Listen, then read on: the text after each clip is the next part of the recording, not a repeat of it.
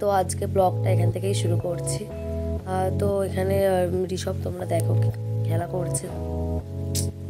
তারপরে সন্ধ্যার দিকে এই যে আমি একটু চা করে নিলাম। অ্যাকচুয়ালি আমার শরীরটা না এখন ধরে একদমই ভালো নয়, খুব ঠান্ডা লেগেছে, গলাটা ভেঙেই গেছে। তোমরা মানে আমার সাউন্ড শুনে বুঝতেই পারছো। তো এখানে আমি একটু দুধ দিয়ে চা করছিলাম, এটা গরুর দুধ ছিল। তারপরে এত মাথাটা যন্ত্রণা করছিল, তো তোমরা আমাকে দেখলেই বুঝতে পারবে আমার কতটা শরীরটা খারাপ। তোমরা আমার চোখ মুখ দেখলেই বুঝবে সবাই কতটা শরীরটা খারাপ। তো তার মধ্যেই চা করে খাচ্ছিলাম। তো এই যে চা হয়ে গেছে, ঘরে গিয়ে খাবো। তারপর ঋষভকে একটু দুধ দিয়েছিলাম, এটা ও সারাদিনে গরুর দুধ খায়, তো সন্ধ্যাবেলাও আমি একটু গরুর দুধটাই দিয়েছিলাম।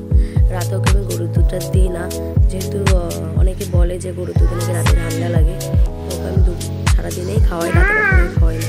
তো আমি এখানে চাটা খাচ্ছি, ও যখন চাটা খেতে চাইছে টমেটো ভীষণ করছে চাটা খাওয়ার জন্য, কিন্তু ওকে কখনোই চা দিই না। চা কেন ও এতটাই দুষ্টুমি করছিল চা খাওয়ার জন্য, আমার মুখের মধ্যে হাত দিতে যাচ্ছিল। ও দেখছে আমি চা খাচ্ছি, তোমার ঘর থেকে একদমই নামতেই চাইছিল না। একদমই ওর শরীরটা ভালো না, তো যখন শরীরটা খারাপ থাকে একদমই ঘর থেকে নামতে চায় না। একদিন আমি চা খাচ্ছি, ওর হাত দিচ্ছে দেখো। তারপরে এইদিকে রান্নাঘরে চলে আসলাম, ওর খাবারটা বসেছে।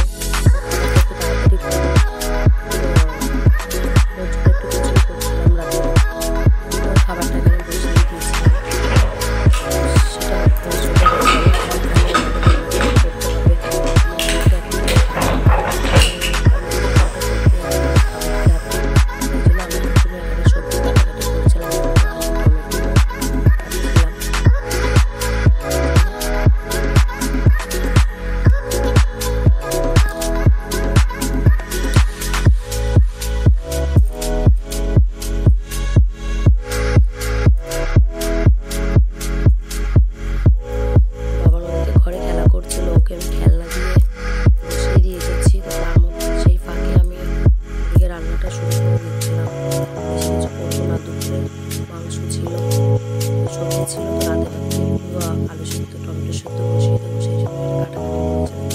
আমি এটা বেশি তাড়াতাড়ি সেদ্ধ করে নিচ্ছি।